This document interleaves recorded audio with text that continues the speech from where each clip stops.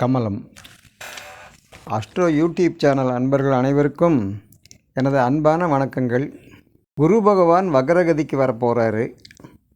அதில் மிதுன ராசிக்காரருக்கு இந்த வக்ரம் ஆகக்கூடிய குரு பகவானுடைய பலன்கள் எப்படியெல்லாம் இருக்கும் அப்படிங்கிறத பற்றி இந்த பதிவில் நாம் பார்க்கலாம். 9/10/2024 புரட்டாசி மாதம் 23ஆம் புதன்கிழமைக்கு குரு பகவான் வக்ரம் ஆகிறாரு. 4/2/2025 தை மாதம் 22ஆம் குரு பகவான் வக்ர நிவர்த்தி அடைகிறாரு. சுமார் 3 மாதம் 25 நாள் வக்ரகதியில் இருக்கக்கூடிய இந்த குரு பகவான் மிதுன ராசிக்காரருக்கு குருவினால் என்னென்ன நன்மைகள் தீமைகள் அப்படிங்கிறத பற்றி இந்த பதிவில் நாம் பார்க்கலாம். குரு பகவான் மிதுன ராசிக்காரருக்கு 7க்கும் 10க்கும் உடையவர். 12ஆம் இடத்துல போய் நிற்கிறார்.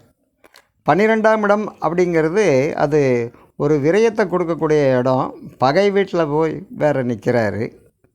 குரு பகவானை பொறுத்த வரைக்கும் 7க்குடையவன், நண்பர்கள், பார்ட்னர்கள்னு சொல்லக்கூடியது மனைவி ஸ்தானத்தை சொல்லக்கூடிய குரு பகவான் மனைவி ஸ்தானத்துக்கு 6ஆம் இடத்துல போய் நிற்கிறதுங்கிறது குரு அவ்வளவு ஒன்றும் நன்மையை கொடுக்கக்கூடிய குரு பகவானாக இல்லை. அதே சமயத்தில் மிதுன ராசிக்காரருக்கு தொழில் ஜீவனஸ்தானாதிபதினு சொல்லக்கூடிய 10ஆம் இடத்து அதிபதி அவர் போய் 12ல் பகை வீட்டில் நிற்கிறதும் ஒரு சாதகமான சூழ்நிலை இல்லை. தொழிலில் அவருக்கு இந்த 10ஆம் இடம் அப்படிங்கிறதுல சிக்கலையும் நஷ்டத்தையும் கடனைகளையும் பிரச்சனையும் கொடுக்கக்கூடியதாக இருக்கும்.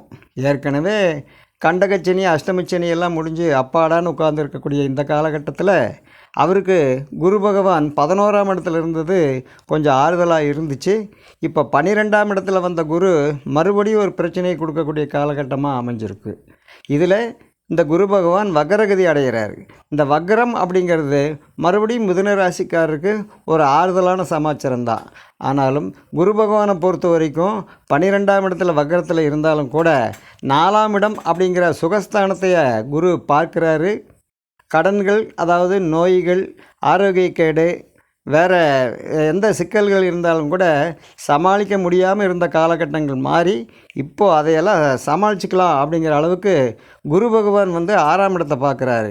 கடன், நோய், சத்துருன்னு சொல்லக்கூடியதெல்லாம் இந்த மிதுன ராசிக்காரர்களுக்கு கொஞ்சம் கண்ட்ரோலாக இருக்கும்.